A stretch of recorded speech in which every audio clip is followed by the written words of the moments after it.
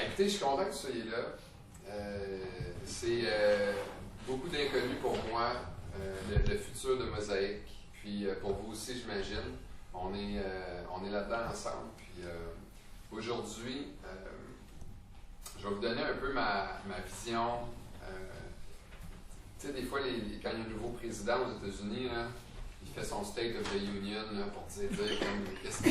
Puis, tu sais, moi, je suis le genre de gars là, que je pourrais faire ça pendant 6 dimanches en ligne. Tu sais, puis tout décortiquer la vision, puis le concept, puis qu'est-ce qu'on va faire. Mais pour une église communautaire, je vais le faire une fois, puis ça va être aujourd'hui. Puis je m'enregistre, j'ai mon petit micro. Je vais mettre ça sur le web comme sur un MP3. Puis pour le reste, ça va être. On va le faire. On va jumper dans le bateau, puis on va essayer des affaires ensemble. C'est de ça que je vais vous parler aujourd'hui. Bonjour, Yoann. Bonjour tout le monde. Bon, calme. Ben, ouais, je fais tout en même temps. T'es en train de nous dire au revoir à tout le monde. Ouais. Ben, je suis venu avant pour te dire bonjour. Mais je suis venu surtout aussi pour le café qui est plus facile d'avoir ici. Il y a une compétition. C'est bizarre. Fait que cette semaine, comme je fais souvent, moi je suis sur Internet, sur un site où il y a un forum de discussion, ça s'appelle Reddit, pour ceux qui connaissent peut-être ça. Je passe beaucoup de temps sur Reddit. Puis des fois c'est des discussions sérieuses, des fois c'est des affaires loufoques, il y a toutes sortes d'affaires. Mais cette semaine, il y a quelqu'un qui a mis un commentaire, qui a fait beaucoup jaser, puis il disait, puis ça c'était sérieux, il disait si j'avais si j'étais enceinte, c'est une fille qui dit si j'étais enceinte puis je savais que mon bébé allait être retardé mentalement, mais j'avorterais. Tu sais, pour cette personne-là, c'était trop de troubles, trop de. Je dis non, ça vaut pas la peine d'élever un enfant comme ça. Puis il y a eu des centaines de commentaires, de discussions, puis c'est rare que je suis atterré comme ça de voir la mentalité des gens. Je suis habitué, tu sais, sur Internet, il y a toutes sortes de monde. Tu n'es pas entouré de chrétiens nécessairement, il y en a quelques-uns, mais il y a beaucoup d'athées là-dessus. Il y a beaucoup de monde aussi qui n'ont pas vraiment d'affiliation religieuse, whatever. Les commentaires reflétaient beaucoup l'esprit d'aujourd'hui. C'est pas un message sur l'avortement, c'est juste ça donnait ce sujet-là. Mais je vais vous en lire quelques-uns. Il n'y a définitivement pas de raison d'amener au monde un enfant qui va demander un soutien et une supervision constante. Ils ne vont jamais vivre la vie pleinement et leurs parents non plus. Un autre. Le fardeau sur les parents et le reste de la famille est si grand qu'on fait une faveur à l'enfant et à sa famille en l'avortant. Un autre qui dit « Ouais, moi si je découvrais que mon enfant allait être lourdement handicapé, physiquement ou mentalement, j'avorterais moi aussi. C'est pas équitable pour cet enfant de ne pas lui donner le meilleur point de départ pour la vie. »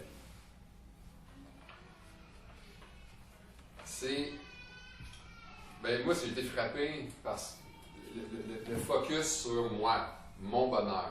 Tu sais, il n'y a pas deux personnes dans la plupart de la réflexion des gens, c'est moi, mon bonheur, c'est trop. Puis ils disent, mais pour cet enfant-là aussi, on est bien mieux d'arrêter ça tout de suite avant qu'il vive une vie difficile. Puis ça me... C'est sûr qu'au début, quand on entend quelque chose comme ça, on a le réflexe croyant de dire ben, ces gens-là sont pas en ligne avec Dieu. Moi, je ne veux pas rentrer dans le débat et lancer quelque chose, mais tu sais, c'est-tu un meurtre? C'est clair que c'est contre la volonté de Dieu. Il y a un débat dans le monde chrétien, pas un débat, mais il y a beaucoup de positions très tranchées, très polarisées dans le christianisme sur l'avortement que moi j'ai de la misère avec. Je trouve qu'on prend des positions des fois un petit peu trop grosses en connaissant mal les enjeux. Mais bref, je ne veux pas rentrer là-dedans, mais c'est clair que ces positions-là sont contre la volonté de Dieu. C'est des gens qui ne voient pas la sainteté de la vie, puis qui gèrent ça comme un projet, comme « Oh, mon char est brisé » ou je ne sais pas quoi, mais qui n'ont pas cette profondeur-là. Puis, moi, là où ma réflexion est allée, c'est que j'ai vu que c'est du monde qui n'ont pas d'espoir. C'est du monde qui n'ont pas Ils n'ont rien en avant plus haut que leur bonheur à eux autres. Leur bonheur, c'est le summum de ce qu'ils vont avoir sur la terre.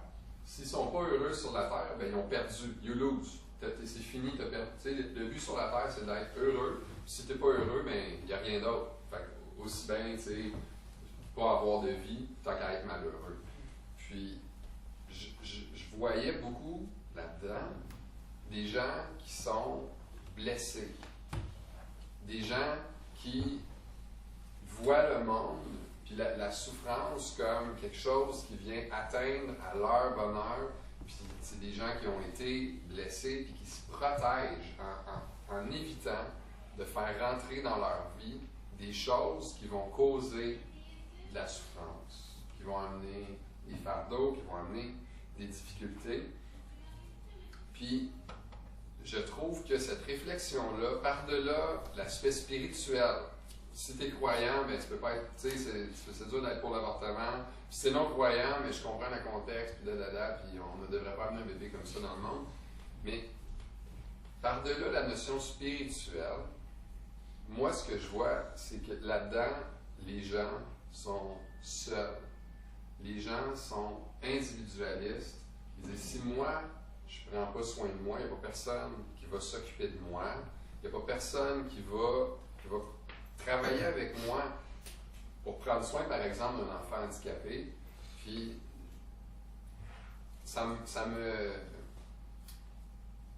je trouve que c'est particulièrement vrai en Occident, où est-ce qu'on n'a pas de village, on n'a pas de communauté, on est chacun pour soi, on déménage à qui mieux, on habite à des milliers de kilomètres de nos parents, on est complètement éclaté comme société, c'est la petite famille nucléaire, le papa, la maman, les enfants, puis ça c'est un noyau qui essaye de ne pas bouger autant que possible, puis ce noyau-là, il est mobile, puis il est sans attache, puis ça c'est là que tu prends soin de ton petit noyau, il faut que tu prennes soin de ça, de ta petite vie, de tes petites affaires, parce qu'en dehors de ça, il y a un gros monde dangereux, cruel, qui menace ton bonheur, puis cet aspect-là d'individualisme, c'est le centre, si vous voulez, de ma réflexion, cet aspect-là. Je l'ai vu dans cette discussion-là, derrière la discussion sur l'avortement, il y avait quelque chose de beaucoup plus profond qui parlait de l'individualisme des gens, qui parlait de cette espèce de coquille-là que les gens doivent se faire face au monde parce que leur bonheur est au centre de leur vie. Parce que s'ils n'ont pas de bonheur, ben, eux autres, ils n'ont pas d'espoir. Il n'y a pas de monde qui leur dit « Oui, mais Dieu est là, puis Dieu il t'écoute. » Ils n'ont pas ça. Ils sont pris avec leur bonheur comme leur raison ultime. Puis ça m'a fait penser à une histoire qui est à la fois drôle et à la fois... c'est drôle dans un certain sens, c'est très dans un autre sens. C'était une fille de 18 ans qui avait une discussion avec son père. Le jour de ses 18 ans, elle était toute contente d'avoir cette discussion-là. Puis elle sentait qu'il y avait une belle connexion père-fille. Puis elle a été un petit peu déçue quand son père lui a dit « Écoute, s'il y a une affaire que je peux te dire, alors qu'elle s'attendait à quelque chose de réconfortant, puis de chaleureux, puis cool, il a dit « À part moi et ta mère, il n'y a personne qui va s'occuper de toi dans la vie. Comme « People don't care about you. » Tu sais, ça, c'était la sagesse de son père. Puis tu dis, c'est drôle, parce que le gars, il est un peu tweet d'avoir dit ça à sa fille le jour de ses 18 ans, puis il a pu dire quelque chose de plus réconfortant que ça, tu sais. Mais, tu sais, c'est comique, parce que la fille, elle voit bien que son père l'aime et tout ça, mais la leçon là-dedans de ce gars-là, c'est qu'après 50 ans de vie, tu sais, le monde se fiche de toi. Au travail, là, tu vas changer de job, puis le monde, après ça, ça leur dérange pas ce qui s'est passé, puis où est-ce que tu vas être, puis qu'est-ce qui va arriver, puis tout ça. Puis lui, c'était ça.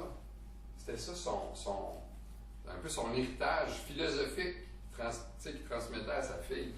Puis, moi, je trouvais l'histoire drôle, mais le fond de ça, il est triste. Le fond de ça, c'est, regarde, tu t'occupes de toi, parce que sinon, tu n'as pas de village, tu n'as pas de communauté, t'as pas de... La seule chose que tu as, c'est ta petite famille. Puis je trouve que c'est c'est la conséquence d'une société qui est individualiste. C'est une conséquence d'une société qui vit juste pour ses propres petites affaires, chacun pour soi. Puis il y a un passage qui reflète, dans Luc 12, un passage qui reflète cette réalité-là. C'est la parabole du riche fermier. Attends, je vais l'avoir.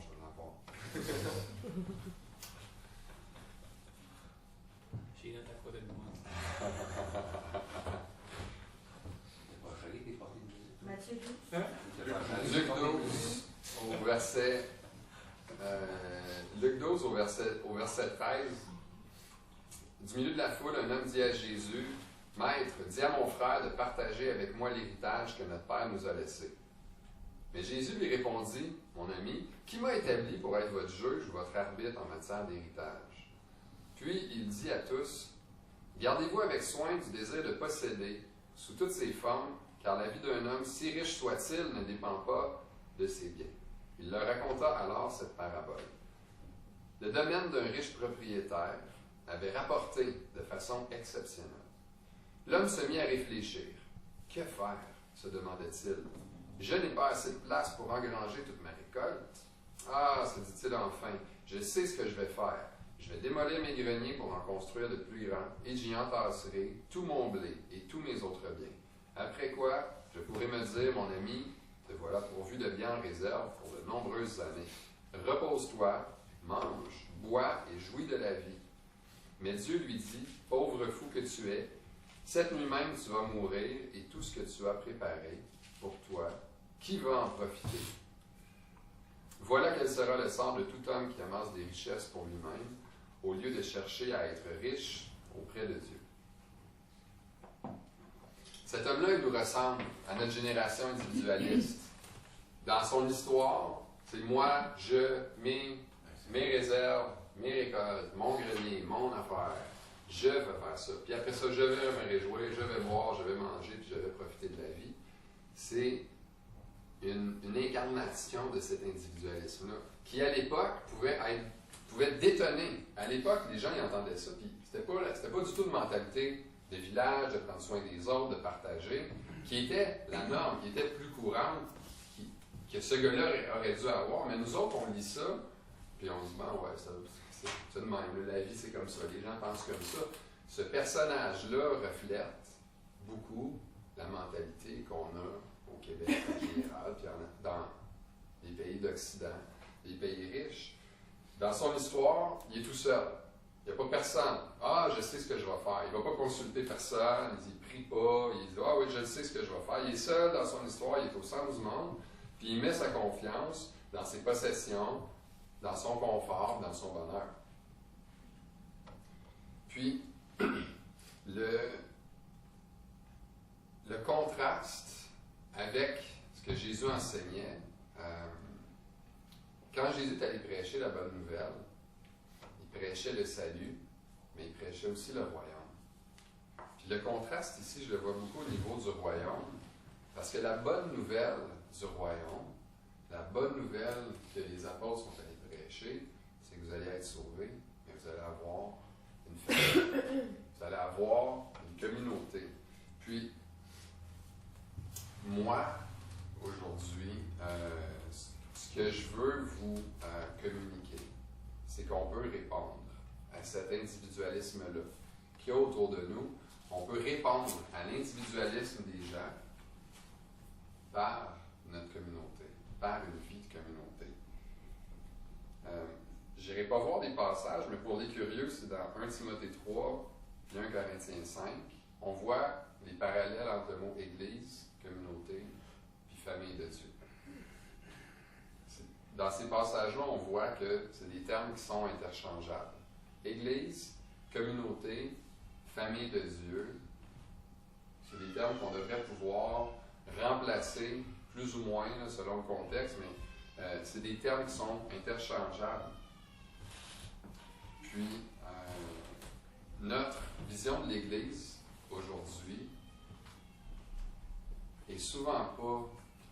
on ne donnerait probablement pas la même définition au mot Église qu'on donnerait à la définition famille de Dieu. voyez ce que je veux dire? Si je vous demandais, c'est quoi, Malek, c'est quoi la famille de Dieu? Tu me donnerais une réponse. Si je te demandais, c'est quoi l'Église? Peut-être que ta réponse serait un peu différente.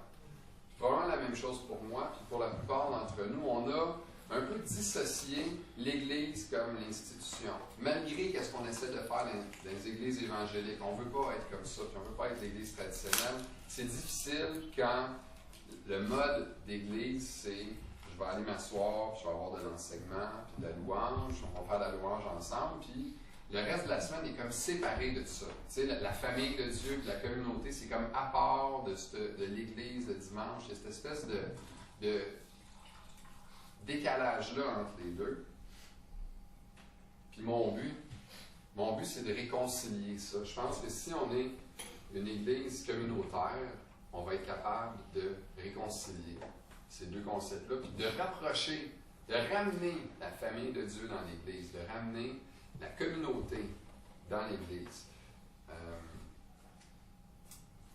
Dans notre monde d'individualisme, le concept de confiance, il y a des gens qui ne sont même pas capables de donner leur entière confiance à personne dans leur vie.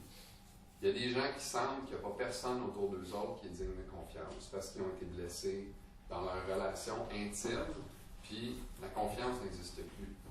Il y a des gens qui n'ont pas de vrais amis. Il y a des gens qui n'ont pas quelqu'un à qui ils peuvent tout dire, qui n'ont pas cette relation avec quelqu'un, de dire ça c'est quelqu'un sur qui je peux m'appuyer, ça c'est quelqu'un qui va me backer, peu importe ce qui se passe, c'est quelqu'un qui m'aime inconditionnellement.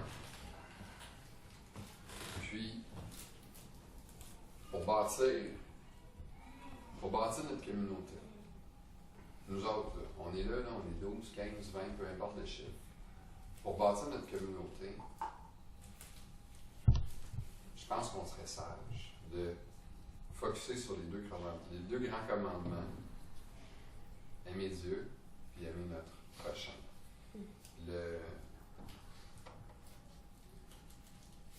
Excusez-moi, je ne vais pas me mélanger dans mes notes. Là. Non, c'est bon. Parce que je vous ai déjà dit que je fais souvent des parenthèses. Puis là, j'essaie de rester à mes notes. Parce que dans la préparation de mon message, puis dans mes discussions avec Yoann ou avec Nathalie durant la semaine, puis le dernier mois, je me dis, mais il faut que je leur dise, il faut que je partage ça avec vous autres. J'avais plein d'affaires sur mon cœur à partager avec vous autres. Puis je veux le faire de manière intelligente, pas garrocher 60 000 affaires dans les airs en même temps. Puis c'est une des raisons pourquoi je me dis, on va rentrer dans l'action rapidement plutôt que juste d'être dans la théorie, de brasser des idées. Je peux rester dans mes notes là, pour ne pas faire trop de parenthèses aujourd'hui. Fait que c'est ça. On va bâtir notre communauté sur les deux grands commandements. Ça veut dire que ce qu'on fait, dans tout ce qu'on fait, si on n'est pas capable de connecter, pourquoi tu fais ça? Lequel des deux grands commandements tu sers en faisant X ou Y? Si tu n'es pas capable de répondre, mais fais d'autres choses. Arrête, tu vas faire d'autres choses. On n'est pas là pour suivre des traditions. On a une latitude. On fait notre Église. La communauté, c'est nous autres. C'est la famille, c'est nous autres. Puis la communauté va prendre la forme que vous allez lui donner, que nous allons lui donner. Donc, on va mettre l'accent sur les relations. Alors qu'on est habitué à une église, par exemple, le dimanche. Même le dimanche, je devrais dire. Parce que je trouve qu'on le fait déjà bien, par exemple, dans le groupe M. On fait déjà bien mettre l'accent sur les relations, puis c'est une place pour échanger, puis on peut prendre le temps de se parler. Mais le dimanche aussi, je veux que ce soit quelque chose, que c'est pas juste, OK, louange, enseignement, Jérémy a sa guitare, Richard il a un message. C'est pas ça que ça va être, l'Église communautaire. Je veux qu'on réponde à l'individualisme par la communauté. Fait qu'on va bâtir une famille, on va être ensemble, une famille qui va avoir qui va répondre à l'individualisme, que les gens vont voir, les gens vont être témoins de l'extérieur, de ce que nous autres on est. Puis, ça fait partie de ma vision pour le Québec et les Québécois. Puis là, je vais rentrer dans quelque chose que je ne fais pas souvent quand je prêche. C'est partir sur une balloune, d'une certaine façon. Tu vas there. Pardon? Tu vas there. Oui, c'est ça. Gigi. Moi, j'ai grandi dans ma foi avec la conviction que ma job en tant que disciple de Jésus, c'était d'aller vers les gens, de partager ma foi, puis que l'Église se multiplie, que l'Église grandisse. Puis, je l'ai fait de différentes façons, puis je me suis vite rendu compte qu'il y a beaucoup de monde qui ne sont pas ouverts à entendre parler de la grâce, à entendre parler de l'amour, puis à entendre parler de Dieu. Parce qu'ils ont toutes sortes de préjugés, parce qu'ils ont été brûlés, parce qu'ils ne croient pas à ça, parce qu'ils pensent que la religion, c'est une grosse institution, c'est de la boîte. Mais je pense qu'il n'y a pas personne qui trouve ça cucu ou qui est contre voir l'amour en action, être témoin de la grâce de Dieu en action, du pardon en action. Ça, c'est des choses qui traversent toutes les barrières que le monde se met. Puis, pourquoi je vous dis que pour moi, tu sais, je passe une balloune, c'est que on est juste.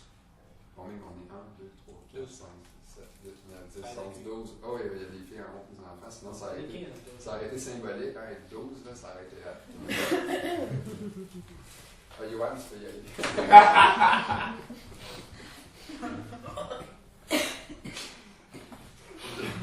C'est la rue de secours.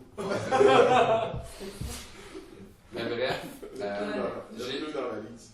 Moi, j'ai eu sur mon cœur, depuis très tôt dans ma vie spirituelle, d'être au service de l'Église, de Dieu, du royaume à temps plein. C'est quelque chose qui m'habite depuis 10-12 ans. Très vite, ça a été clair pour moi que c'est par là que je m'en allais. Puis, la vie étant ce qu'elle est, ces choses-là, ils prennent le timing qu'ils prennent. Puis, je ne m'attendais pas, il y a 2 mois, de me retrouver à donner une direction à une église communautaire.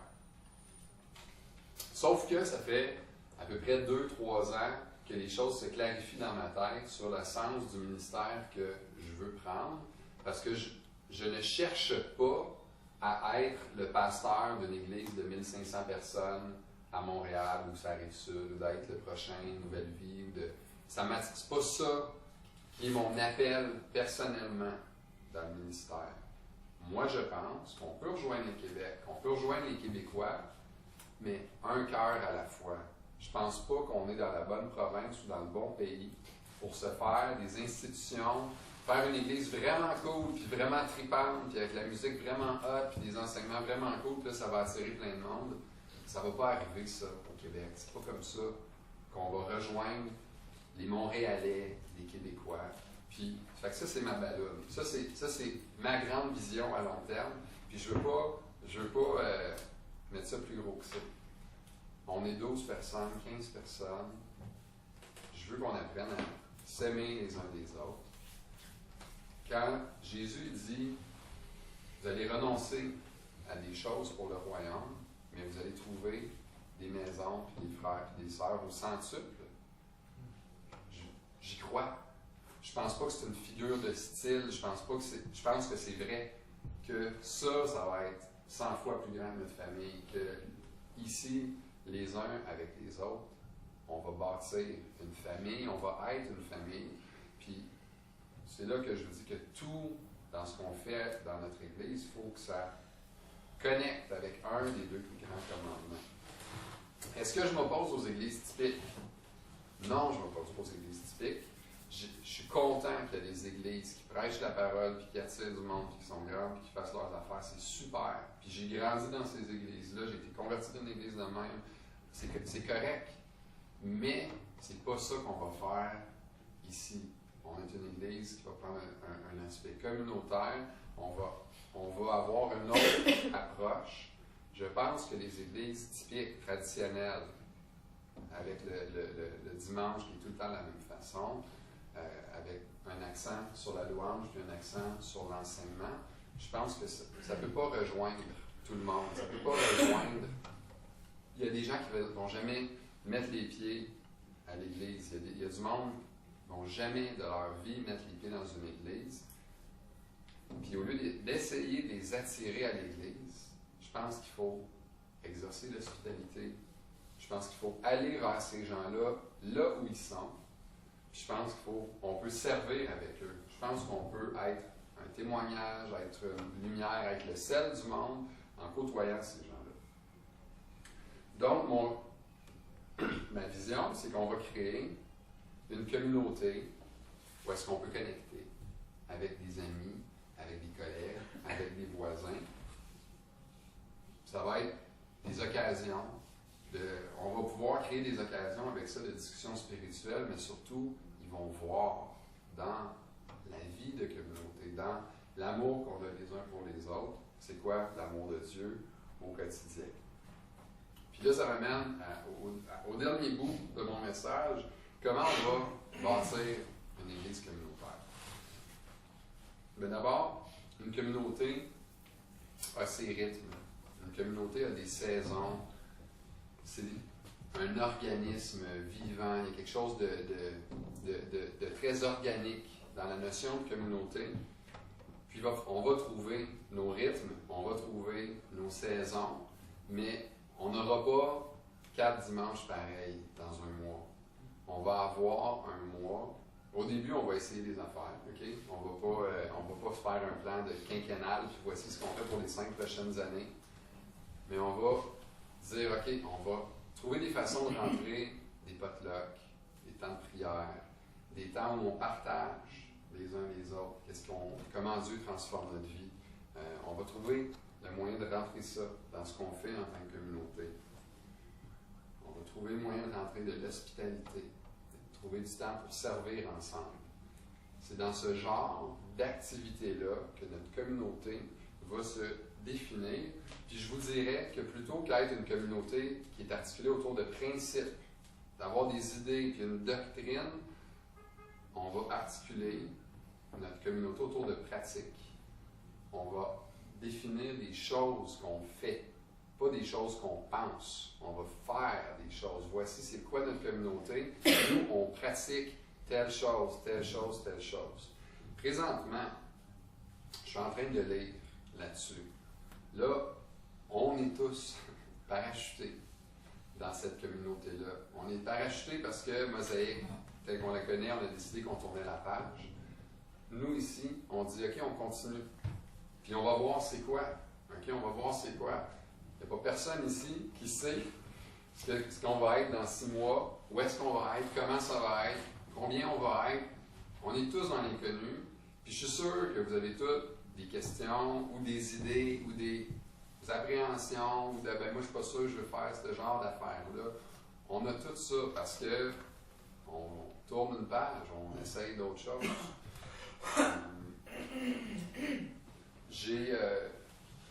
J'en ai glissé un mot que dans les prochains mois, j'aimerais ça qu'on avance tranquillement, puis qu'on s'ajuste, qu'on parte avec certains éléments de vision. Puis, après l'avoir fait pendant un certain temps, après avoir mis en pratique certaines choses pendant un certain temps, on va s'arrêter, puis on va regarder, on va dire, on veut-tu faire ça? Est-ce que ça porte du fruit? Est-ce que ça nous permet de connecter avec Dieu, de connecter les uns les autres? Puis, on va avancer après ça, puis on va s'ajuster. Donc, moi, je suis en train de lire là-dessus, mais ça fait 3 ans que je lis là-dessus. Ça fait 3 ans que ces idées-là me tournent dans la tête. Mais là, dans le dernier mois, j'ai dit, OK, là, il faut faire de quoi? Là, que ça va avoir l'air un vrai dimanche? Parce que là, on vient de faire ce dimanche-ci, puis je l'ai préparé, puis j'ai fait des... mais là, on a un autre qui s'en vient, puis un autre qui s'en vient. Fait que c'est là qu'on va prendre l'aspect communautaire, va vouloir dire aussi qu'on va partager le leadership. C'est pas Richard, et ou Johan, et ou Donald, non, c'est tout le monde qui va trouver le temps qui est prêt à investir. Puis là où il y a ses propres, vous avez vos propres qualités, vos propres dons, puis vos propres passions. Dire comment je peux apporter ça à l'Église, qu'est-ce que je peux faire à l'Église pour servir. Donc, dans les prochaines semaines, dimanche prochain, on va se retrouver ici. On va faire un temps de prière, puis un temps de partage. On va faire un temps où est-ce qu'on va s'asseoir un petit peu en rond comme ça, mais on va prier, vous pouvez lire des passages de la Bible, vous pouvez dire des choses qui sont sur votre cœur, puis partager ce que Dieu fait dans votre vie, ce que vous voyez, où vous voyez Dieu travailler, ou des choses qui sont sur votre cœur, puis on va prier ensemble. Puis dans 2 dimanches, on va faire un potluck. C'est Nancy qui va coordonner le potluck. Puis on va faire une communion. On va prendre le pain au début du repas, et on va prendre le vin à la fin du repas. Ça va être un repas communautaire. Je ne sais pas encore si on a accès à la cuisine en bas.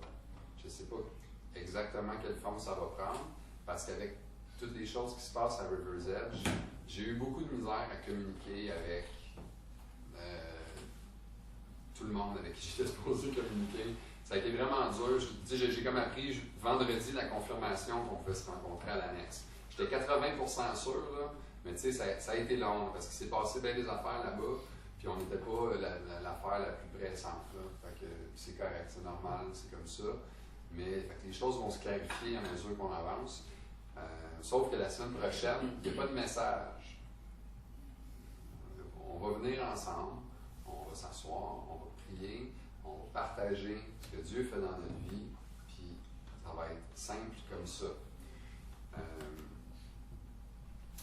L'autre chose, avant de vous dire la belle conclusion que j'ai écrite, puis dont je suis tellement content, je suis comme wow.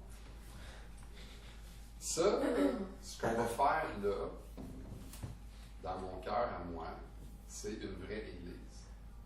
C'est pas un projet temporaire en attendant qu'on soit assez de monde pour avoir assez de bénévoles pour dire ah, ok, maintenant on n'est plus obligé de faire l'église communautaire, fiou, on va recommencer à avoir des messages à toutes les semaines.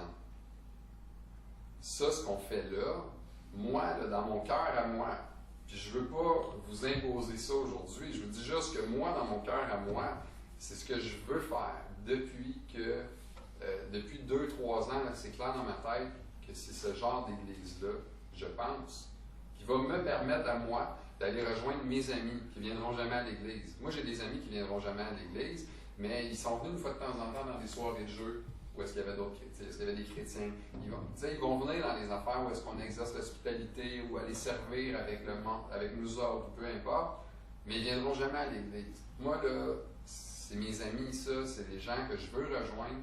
Il y en a plein du monde de même à Montréal, plein de monde qui ne mettront jamais les pieds dans les églises. Puis je pense que ça ici, l'église communautaire, puis je dirais l'église du 1er siècle, je ne pense pas que c'est la vraie bonne église, mais je pense que c'est le modèle original de l'église. Très simple, très dépouillé, moins institutionnalisé, ça se fait super bien dans un petit groupe. Moi, je crois que ça, c'est une vraie forme d'église. Pour moi, ce n'est pas une forme temporaire.